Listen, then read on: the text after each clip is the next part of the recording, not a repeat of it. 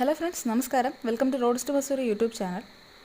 Medieval Indian ഹിസ്റ്ററിയുമായി ബന്ധപ്പെട്ട കുറച്ച് ടേംസ്, വർക്ക്സ്, അതുപോലെ വ്യക്തികൾ എന്നിവയെക്കുറിച്ചാണ് ഇന്നത്തെ വീഡിയോ. സതീഷ് ചന്ദ്രയുടെ ഹിസ്റ്ററി ഓഫ് മിഡീവിയൽ ഇന്ത്യ എന്ന ടെക്സ്റ്റാണ് നമ്മളിവിടെ റെഫറൻസ് ആയിട്ട് എടുത്തിട്ടുള്ളത്. ചാപ്റ്റർ വൈസ് ആയിട്ടായിരിക്കും ടേംസ് എക്സ്പ്ലെയിൻ ചെയ്യുന്നത്. ഇവിടെ ഇന്ന് നമ്മൾ ഫസ്റ്റ് 2 ചാപ്റ്റേഴ്സാണ് നോക്കാൻ പോകുന്നത്, അതായത് India and the world and northern India, the age of 3 empire. So without much delay നമുക്ക് സ്റ്റാർട്ട് ചെയ്യാം. Okay, first chapter India and the world. 8 മുതൽ 18-ാം നൂറ്റാണ്ട് വരെയുള്ള 1000 വർഷ കാലഘട്ടത്തിൽ ലോകത്തിലും ഇന്ത്യയിലും വന്ന പല പല മാറ്റങ്ങളെ പറ്റിയാണ് ഈ ചാപ്റ്റർ എക്സ്പ്ലെയിൻ ചെയ്യുന്നത്. നമുക്ക് ജസ്റ്റ് ഒന്ന് സമ്മപ്പ് ചെയ്യാം. നമ്മുടെ ഉദ്ദേശം അതല്ല, ടേംസിനെ കുറിച്ച് പറയുകയാണ് നമ്മുടെ ഉദ്ദേശം. അതുകൊണ്ട് തന്നെ വളരെ വളരെ ബ്രീഫായിട്ട് നമുക്കൊന്ന് നോക്കാം. By the 3rd quarter of 6th century mighty Roman empire കൊളാപ്സായി. അങ്ങനെ അത് വെസ്റ്റേൺ റോമൻ എംപയറും ഈസ്റ്റേൺ റോമൻ എംപയറായിട്ട് മാറി.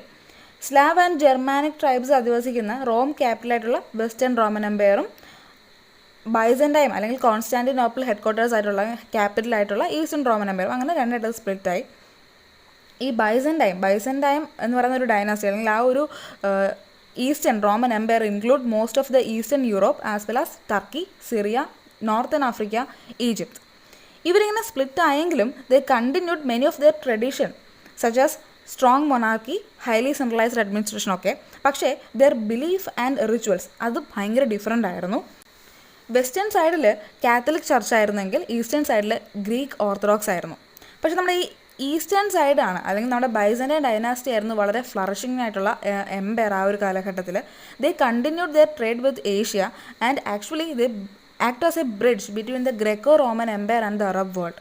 ഇതിൻ്റെ ഒരു അവസാനം വന്നത് ഏകദേശം 15-ാം നൂറ്റാണ്ടിൻ്റെ മധ്യത്തോടെയാണ്, അല്ലെങ്കിൽ മിഡിൽ ഓഫ് 15th സെഞ്ച്വറിയുടെയാണ്. ദറ്റ് ഈസ് കോൺസ്റ്റാന്റിനോപ്പിളിൻ്റെ അവസാനത്തോടെ ഈ ഒരു ഫ്ലറിഷിംഗ് പീരീഡ്, ബൈസൻറ്റൈൻ എംപയറിൻ്റെ ഈ ഒരു ഫ്ലറിഷിംഗ് പീരീഡ് അവസാനിക്കുകയാണ് ചെയ്തത്. ഓക്കെ, ഈ ഒരു കാലഘട്ടത്തിൻ്റെ ഒരു പ്രത്യേകത പറയുകയാണെങ്കിൽ മിഡീവിയൽ കാലഘട്ടം, മധ്യകാലഘട്ടം എന്ന് പറയുന്നത് ഗ്രോത്ത് ഓഫ് ഫ്യൂഡലിസത്തിൻ്റെ ഒരു വളർച്ചയുടെ കാലഘട്ടമായിരുന്നു. സോ നമുക്കറിയാം മൊണാർക്കി, അരിസ്റ്റോക്രസിയൊക്കെ ആ സമയത്ത് വളരെ കൂടുതലായിരുന്നു. ഇനി നമുക്ക് ടേംസിലേക്ക് കടക്കാം. ഫ്യൂഡലിസത്തെക്കുറിച്ച് വായിക്കുന്നവർക്ക് അല്ലെങ്കിൽ ഫ്യൂഡലിസം അറിയാവുന്നവർക്ക് അറിയാവുന്ന ഒരു ടേമാണ്. First time is serfdom. എന്താണ് സെർഫ്ഡം എന്ന് അറിയുമ്പോൾ വാട്ട് ഇസ് സെർഫ്, എന്താണ് സെർഫ് എന്ന് നോക്കാം. ഈ സെർഫ് എന്ന് പറയുന്ന പെസൻസ് ആണ്. അവർക്കൊരു ലാൻഡ് ലോഡ് ഉണ്ടായിരിക്കും. അദ്ദേഹത്തിൻ്റെ ആ ഒരു ലാൻഡിൽ മാത്രമായിരിക്കും ഈ പറയുന്ന സെർഫുകളുടെ ജീവിതം, ഈ ഒരു പെസൻസിൻ്റെ ജീവിതം. അവരവിടെ കൃഷി ചെയ്യുന്നു, അല്ലെങ്കിൽ അവർക്ക് അവിടെ ഏൽപ്പിച്ചിരിക്കുന്ന ജോലി ചെയ്ത് അവിടെ തന്നെ അവർ ജീവിക്കുന്നു. അവർക്ക് വേറൊരു സ്ഥലത്തേക്ക് മൈഗ്രേറ്റ് ചെയ്യുന്നതിനോ വേറൊരു ടൈപ്പ് ജോലി ചെയ്യുന്നതിനോ അധികാരം ഉണ്ടായിരുന്നില്ല. ഈ ഒരു സിസ്റ്റത്തിനെ ആയിരുന്നു സെർഫ് ഡം എന്നറിയപ്പെട്ടിരുന്നത്. നമ്മൾ നേരത്തെ പറഞ്ഞു സെർഫ് ഡമ്മിൽ സെർഫുകൾക്ക് ഒരു ലാൻഡ് ലോഡ് ഉണ്ടായിരിക്കും അല്ലേ. ഈ ലാൻഡ് ലോഡുകൾ താമസിച്ചിരുന്ന കാസിൽ അല്ലെങ്കിൽ ആ ഒരു മാൻഷനെ വിളിക്കുന്ന പേരായിരുന്നു മാനർ. സോ നമ്മളിവിടെ നമ്മൾ 2 വേർഡ്സ് ഇവിടെ പറഞ്ഞു, serf Dum and manor. Serf Dum എന്ന് പറയുന്നത് അറിയാം, ഈ സെർഫുകളെ വെച്ച് ജോലി ചെയ്ത് ജീവിപ്പിക്കുന്ന ആ ഒരു സിസ്റ്റം, ആ ഒരു ഏർപ്പാടാണ് സെർഫ് ഡം. ആൻഡ് അങ്ങനെയുള്ള സെർഫുകളുടെ ലാൻഡ് ലോഡ്സ് താമസിച്ചിരിക്കുന്ന കാസിൽ അല്ലെങ്കിൽ വീടുകളെ വിളിക്കുന്ന പേരാണ് മാനർ. ഇനി നമ്മുടെ ഇന്ത്യയിലൊരു കാര്യം നോക്കുകയാണെങ്കിൽ ഇന്ത്യയിൽ സെർഫ്ഡം ആൻഡ് മാനർ ഈ ഒരു സംഭവം ഇല്ലായിരുന്നു. പകരം അതിന് അതേപോലുള്ള മറ്റൊരു പരിപാടിയാണ് ഇവിടെ ഉണ്ടായിരുന്നത്. ഇവിടെ അങ്ങനെയുള്ള അല്ലെങ്കിൽ ലോക്കൽ ലാൻഡ് ലോഡ്സിനെ വിളിച്ച പേരായിരുന്നു സാമന്താസ് എന്നാണ് അറിയപ്പെട്ടിരുന്നത്. ഇവിടെ സെർഫ്ഡമോ മാനർ സിസ്റ്റമോ ഒന്നും ഉണ്ടായിരുന്നില്ല. യൂറോപ്പ് കഴിഞ്ഞു ഇനി നമുക്ക് അറബ് വേൾഡ് നോക്കാം. ആ ഒരു ടൈമിൽ അറബ് വേൾഡിനെ കുറിച്ച് നോക്കുകയാണെങ്കിൽ Arabia, Syria, Iraq, Iran, Egypt, north Africa, Spain എന്നിവിടങ്ങളിലായിട്ട് ഒട്ടേറെ അറബ് ട്രൈബ്സുകൾ അന്ന് തന്നെ നിലവിലുണ്ടായിരുന്നു. ആ ഒരു സമയം എന്ന് പറയുന്നത് ഈ കമ്മ്യൂണിസം എന്നൊക്കെ പറയുന്ന പോലെ തന്നെ ഈ നാഷണലിസം എന്നൊക്കെ പറയുന്ന പോലെ ഇസ്ലാമിസം അതിൻ്റെ ഒരു ഡെവലപ്മെൻ്റ് ആയിരുന്നു. ആ ഒരു ഫീലിൻ്റെ അല്ലെങ്കിൽ ആ ഒരു ഇസം ആ ഒരു ഇസത്തിൻ്റെ വളർച്ചയുടെ ഒരു കാലഘട്ടമായിരുന്നു. സോ അതിൻ്റെ കൂടെ നേരത്തെ ഞാൻ പറഞ്ഞ ഈ അറബ് ട്രൈബ്സിൻ്റെ കൂടെ ഖലീഫമാർ വന്ന് കുറേ ഖലീഫ്സ് വന്നിട്ട് കുറച്ച് കിങ്ഡംസും കൂടെ അവർ ഡെവലപ്പ് ചെയ്തെടുത്തു. അങ്ങനെ ഒരു 7-ാം നൂറ്റാണ്ട് എന്ന് പറയുന്നത് നേരത്തെ ഞാൻ പറഞ്ഞ അല്ലെങ്കിൽ നേരത്തെ ഉണ്ടായിരുന്ന അറബ് ട്രൈബ്സുകളെല്ലാം കൂടെ ചേർന്നിട്ട് ഒരു പവർഫുൾ എംപയറായി മാറിയിരുന്നു. അങ്ങനെ അറബ് വേൾഡ് കുറേ കൂടെ ഡെവലപ്പായി. സോ ഇവിടെ നമ്മൾ അറബ് വേൾഡിനെ കുറിച്ച് വായിക്കുന്ന ഫസ്റ്റ് ടേമാണ് അബ്ബാസിഡ് എന്ന് പറയുന്നത് ഡമാസ്കസിലെ ഖലീഫ ഡിസ്പ്ലേസ് ആയതിൻ്റെ ഫലമായിട്ട് 8-ാം നൂറ്റാണ്ടിൻ്റെ മധ്യത്തിൽ, അതായത് മിഡിൽ ഓഫ് 18th സെഞ്ച്വറിയിൽ ഉണ്ടായി വന്ന ഒരു പുതിയ ഡൈനാസ്റ്റിയാണ് അബ്ബാസിഡിൻ്റെ ക്യാപിറ്റൽ ബാഗ്ദാദാണ്. സോ അബ്ബാസിഡ് എന്ന് പറയുന്ന ഒരു പുതിയ ഡൈനാസ്റ്റിയാണ്.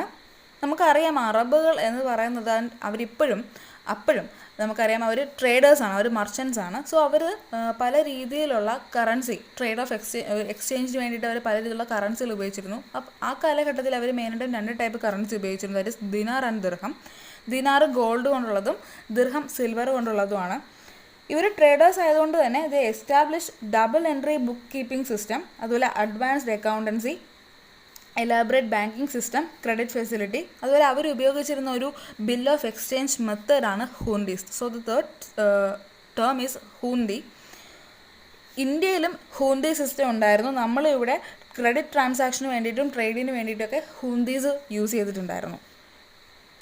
ഈ ഒരു കാലഘട്ടത്തിൽ അല്ലെങ്കിൽ അറബ് വേൾഡിലെ മോസ്റ്റ് ഫേമസ് ആയിട്ടുള്ള ഖലീഫ്സ് ആയിരുന്നു അൽ Mamun and Harun al Rashid. ഇതിൽ അൽ മാമുൻ ഇദ്ദേഹം എഡ്യൂക്കേഷനും വിസ്ഡത്തിനൊക്കെ വളരെയധികം പ്രാധാന്യം കൊടുത്തിരുന്നു. അതുപോലെ അദ്ദേഹത്തിൻ്റെ ആ ഒരു കാലഘട്ടത്തിൽ കണ്ടംപററി ആയിരുന്ന മറ്റെല്ലാ സിവിലൈസേഷനെ കുറിച്ചും പഠിക്കാൻ, ആ കാലഘട്ടത്തിലെ അതിൻ്റെ വർക്കുകളെക്കുറിച്ച് അറിയാൻ അദ്ദേഹം കുറേ ശ്രമിച്ചിരുന്നു.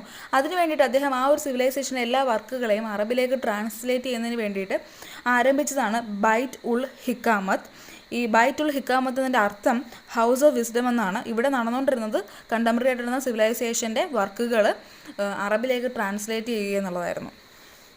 ഓഫ് കോഴ്സ് ഇന്ത്യയിലും ആ ടൈമിൽ സയൻസ് ആൻഡ് ടെക്നോളജി ആയിക്കോട്ടെ, ലിറ്ററേച്ചർ ആയിക്കോട്ടെ, ഇതൊക്കെ ഒരു ഫ്ലറിഷ് ചെയ്ത് വന്നിരുന്ന ടൈമാണ്. ആ സമയത്ത് ഇന്ത്യയിലുണ്ടായിരുന്ന ഒരു ആസ്ട്രോണമിക്കൽ വർക്കായിരുന്നു Surya Siddhanta and it's associated with Aryabhata. നമ്മളെല്ലാവരും പഞ്ചതന്ത്രം കഥകളൊക്കെ വായിച്ചിട്ടുണ്ടാവും. ഈ പഞ്ചതന്ത്രം കഥകൾ എന്ന് പറയുന്നൊരു സാൻസ്ക്രിറ്റ് ലിറ്റററി വർക്കാണ്. ഈ പഞ്ചതന്ത്രം കഥയുടെ അറബിക് വേർഷനാണ് കലീല വ ദിമ്മ. ഇതൊരു വേർഡാണ്, ഒരു ലിറ്റററി വർക്കാണ്, അറബിക്കിലുള്ളൊരു ലിറ്റററി വർക്കാണ് കലീല വ ദമ്മ.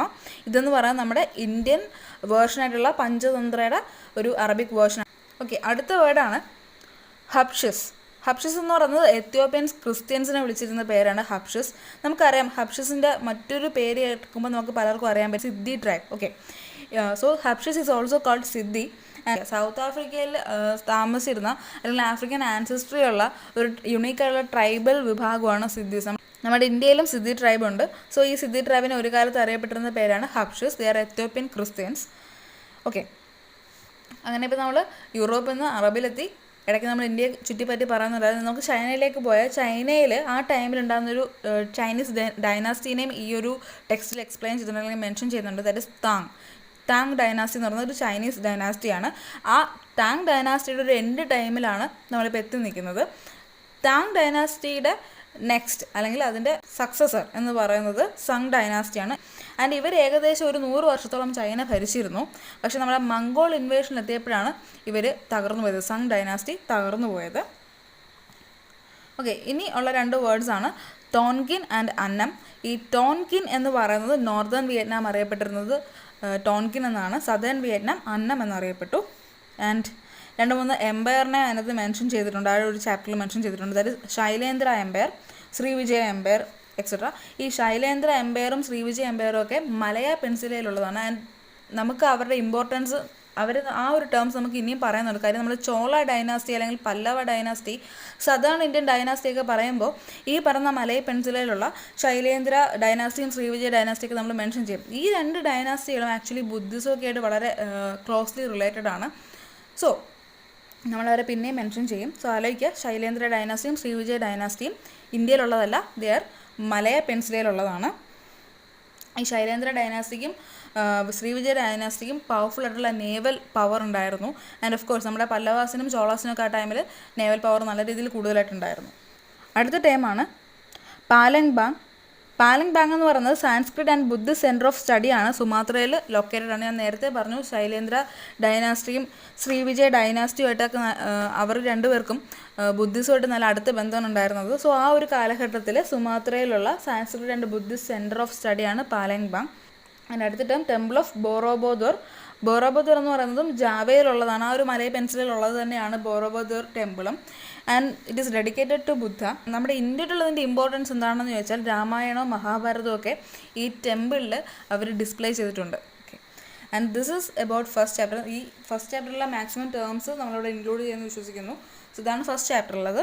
നമുക്ക് സെക്കൻഡ് ചാപ്റ്ററിലേക്ക് കടക്കാം. Second chapter is northern India, that is age of 3 empires. നമുക്കറിയാം ഏതൊക്കെയാണ് 3 എംപയേഴ്സ് എന്നുള്ളത്. They are Palas, Pratiharas and Rashtrakutas. Okay, നമുക്ക് നേരിട്ട് ടേംസിലേക്ക് പോകാം. കാര്യം അതിനെക്കുറിച്ച് എക്സ്പ്ലെയിൻ ചെയ്യാനാണെങ്കിൽ അല്ലെങ്കിൽ സമപ്പ് ചെയ്യാനാണെങ്കിൽ തന്നെ ഒരുപാടുണ്ട്. നമുക്ക് ടേംസിലേക്ക് പോകാം. First term is Gaud, GAUD, Gaud. Gaud എന്ന് പറയുന്നത് നമ്മുടെ ബംഗാൾ സിറ്റി അറിയപ്പെട്ടിരുന്നത് ഗൗഡ് എന്നായിരുന്നു. And second time is വസൽ. വസൽ എന്ന് പറയുന്നത് ഫ്യൂഡൽ ടെനൻസ് ആയിരുന്നു. അതായത് നമ്മുടെ സാമന്തന്മാരെന്ന് മലയാളത്തിൽ പറയാം. അതായത് ഒരു വലിയ ലീഡർ ഉണ്ടായിരിക്കും. ദറ്റ്സ് കിങ് ആകാം, ചക്രവർത്തി ആകാം.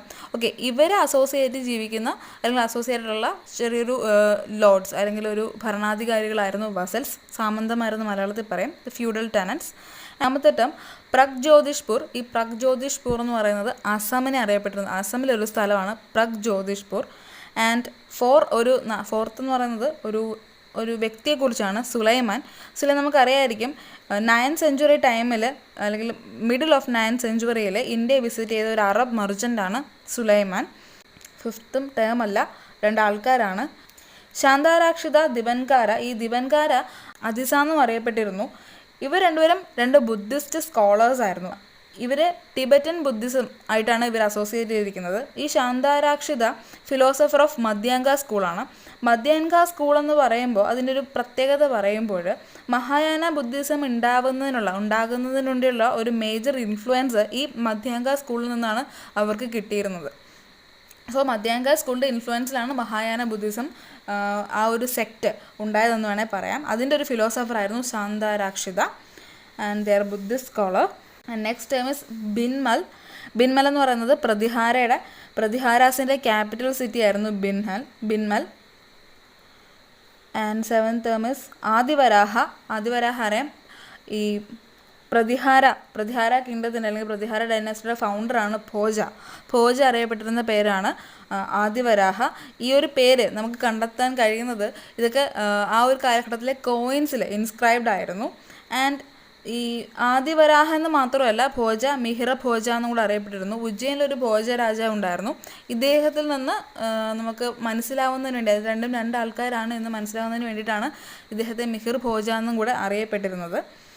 അടുത്ത ടേം അൽ ജസർ എന്ന് വെച്ചാൽ ഗുജറ പ്രതിഹാര കിങ്ഡം. നമ്മൾ നേരത്തെ പറഞ്ഞു, ഈ ഒരു കാലഘട്ടം എന്ന് പറഞ്ഞാൽ പല ട്രാവലേഴ്സിൻ്റെ റൈറ്റപ്സിൽ നിന്നൊക്കെ നമ്മൾ ആ ഒരു കാലഘട്ടത്തെക്കുറിച്ച് പഠിച്ചിട്ടുണ്ട്. ഒരു ബാഗ്ദാദിയൻ ട്രാവലറായിരുന്നു അൽ മസൂദി. ഈ അൽ മസൂദി ഗുജറ പ്രതിഹാര കിങ്ഡത്തെ വിളിച്ച പേരായിരുന്നു അൽ ജസർ. അടുത്ത ടേം അപഭ്രംശ. അപഭ്രംശ എന്ന് പറയുന്ന ഈ ഒരു ടേം ഒരു ലാംഗ്വേജിനെയാണ് മീൻ ചെയ്യുന്നത്, ഒരു ലാംഗ്വേജ് ആണ്. And it's called a corrupt language. അതായത് ഇന്നത്തെ പല ഇന്ത്യൻ ലാംഗ്വേജസിൻ്റെയും ഒരു ഫോർറണ്ണർ ആയിരുന്നു അല്ലെങ്കിൽ ഒരു മുൻഗാമിയാണ് അപഭ്രംശ എന്ന് പറയാം. ആൻഡ് അപഭ്രംശ ലാംഗ്വേജ് ഉപയോഗിച്ചിരുന്ന ഒരു പ്രശസ്തനായ പോയറ്റായിരുന്നു സ്വയംഭൂ. ദെൻ അടുത്ത ടേം ഇസ് അന്തപുർ. അന്തപുരം എന്ന് പറഞ്ഞാൽ നമ്മൾ പൊതുവെ മലയാളത്തിൽ അന്തപുരം എന്ന് പറയുന്നത് രാജകുടുംബാംഗങ്ങളിലെ സ്ത്രീകൾ താമസിച്ചിരുന്ന സ്ഥലമാണ്. അതുകൊണ്ട് കുറച്ച് ഡിഫറൻസ് ഉണ്ട്. അന്തപുരൻ്റെ meaning officials of royal household എന്നാണ്. And 12th term is Koshtapala അല്ലെങ്കിൽ കോഡ്വാൾ. ഈ കോഷ്ടപാല അല്ലെങ്കിൽ കോഡ്വാൾ എന്ന് പറയുന്നത് ലോ ആൻഡ് ഓർഡർ മെയിൻറ്റെയിൻ ചെയ്യുന്ന ഒഫീഷ്യൽസ് ആണ്. That is they are responsible to town ഏരിയാസിൽ ലോ ആൻഡ് ഓർഡർ മെയിൻറ്റെയിൻ ചെയ്യുന്ന അല്ലെങ്കിൽ അത് റെഗുലേറ്റ് ചെയ്യുന്ന ഒഫീഷ്യൽസ് ആണ് കോഷ്ടപാല അല്ലെങ്കിൽ കോഡ്വാൾ. അടുത്ത ടൈം ഇസ് രാജധർമ്മ എന്ന് വെച്ചാൽ പബ്ലിക് ഡ്യൂട്ടി. ധർമ്മശാസ്ത്ര ലോ ബുക്കാണ്. Then Bhukti means provinces. Uparika, ഈ പ്രൊവിൻസസിലെ ഗവർണേഴ്സാണ് ഉപാരിക. ദെൻ മണ്ഡല അല്ലെങ്കിൽ വിഷയ, ഇത് ഒരു കാലഘട്ടത്തിലെ ഡിസ്ട്രിക്റ്റ് ആയിരുന്നു. പട്ടാല എന്ന് പറയുന്നൊരു ടേമുണ്ട്. പട്ടാല എന്ന് പറയുന്നത് ഈ വിഷയ എന്ന് പറയുന്നത് നമ്മുടെ ഡിസ്ട്രിക്റ്റിനേക്കാളും താഴെ വരുന്ന അഡ്മിനിസ്ട്രേറ്റീവ് യൂണിറ്റ്സ് ആണ് പട്ടാല. ദെൻ ഭോഗപതി എന്ന് വെച്ചാൽ വില്ലേജ് ഹെഡ്മെൻസ്. ദെൻ ഗ്രാമ മഹാജന അല്ലെങ്കിൽ മഹത്താര എന്ന് പറയുന്നത് വില്ലേജ് എൽഡേഴ്സ് ആണ്. ഈ ഒരു ഭോഗപതി വില്ലേജ് ഹെഡ്മെൻസിനെ ഹെൽപ്പ് ചെയ്യുന്നതിന് വേണ്ടിയിട്ടുള്ള ഒരു ഗ്രൂപ്പ് ഓഫ് വില്ലേജ് എൽഡേഴ്സ് ആണ് ഗ്രാമ മഹാജന അല്ലെങ്കിൽ ഗ്രാമ മഹത്താര എന്നറിയപ്പെടുന്നത്. ദെൻ നാട് ഗൗണ്ടാസ് അല്ലെങ്കിൽ നാട് ഗ്രാമകൂടാസ്. ഈ നാട് ഗൗണ്ടാസ് അല്ലെങ്കിൽ ദേശഗ്രാമകൂടാസ് എന്ന് പറയുന്നത് ഡെക്കാൻ ഓഫീസേഴ്സ് ആണ്. There hereditary revenue officers of Deccan. So നമ്മൾ ഇത്രയും ടേംസ് ആണ് സെക്കൻഡ് ചാപ്റ്ററിലുള്ളത്. നമ്മളിപ്പോൾ ലാസ്റ്റ് പറഞ്ഞ കുറേ terms is associated with administration, local self ഗവൺമെൻറ്റിൻ്റെ ഒരു ചെറിയ പതിപ്പാണെന്നൊക്കെ പറയാം. ഡീസെൻട്രലൈസേഷൻ ലെവലാണ് നമ്മളിപ്പോൾ കേട്ടത്. അതായത് നാടിനെ പ്രൊവിൻസസ് ആയിട്ട് തിരിച്ചു, ദാറ്റ് ഇസ് ഭുക്തികളായിട്ട് തിരിച്ചു, എന്നിട്ട് ഓരോ ഉപാരികമാരെ വെച്ചു, ദാറ്റ് ഇസ് അവൻ്റെ പ്രൊവിൻസസിലെ ഗവർണേഴ്സിനെ വെച്ചു. പിന്നെ അതിനെ കുറേ ഡിസ്ട്രിക്റ്റുകളാക്കി തിരിച്ചു, മണ്ഡലം അല്ലെങ്കിൽ വിഷയ. ഈ ഓരോ വിഷയങ്ങൾക്കും താഴെ പട്ടാളകളുണ്ടായി. പിന്നെ വില്ലേജസ് ഉണ്ടായി. വില്ലേജസിനെ ഹെഡ് ചെയ്യാൻ വേണ്ടി വില്ലേജ് ഹെഡ്മെൻസ് ഉണ്ടായി. അവരെ അസോസിയേറ്റ് അല്ലെങ്കിൽ അവരെ അഡ്വൈസ് ചെയ്യുന്നതിന് വേണ്ടിയിട്ട് ഗ്രാമ മഹാജനങ്ങളിൽ മഹത്താരകളുണ്ടായി. റവന്യൂ ഒഫീഷ്യൽസ് ഉണ്ടായി. And they are known as hereditary ആയിട്ടുള്ള ഡെക്കാനിലെ റവന്യൂ ഓഫീസേഴ്സാണ് നാഡ് ഗൗണ്ടേഴ്സ് ആൻഡ് ദേശഗ്രാമ കൂടാസ്. സോ ഇത്രയും ടേംസാണ് ഈ സതീഷ് ചന്ദ്രയുടെ ഹിസ്റ്ററി ഓഫ് മിഡീവിയൽ ഇന്ത്യ എന്ന ഈ ടെക്സ്റ്റിലെ ഫസ്റ്റ് ടു ചാപ്റ്റേഴ്സിലുള്ളത്. ഓക്കെ, ബാക്കി ഓരോ ചാപ്റ്റേഴ്സുമായിട്ട് നമുക്ക് ഇനി വരുന്ന വീഡിയോസിൽ കാണാം. ഇനി വരുന്ന വീഡിയോസിൽ 3 ചാപ്റ്റേഴ്സൊക്കെ ഒരുമിച്ച് ഇൻക്ലൂഡ് ചെയ്യാൻ ശ്രമിക്കാം. And thanks for watching.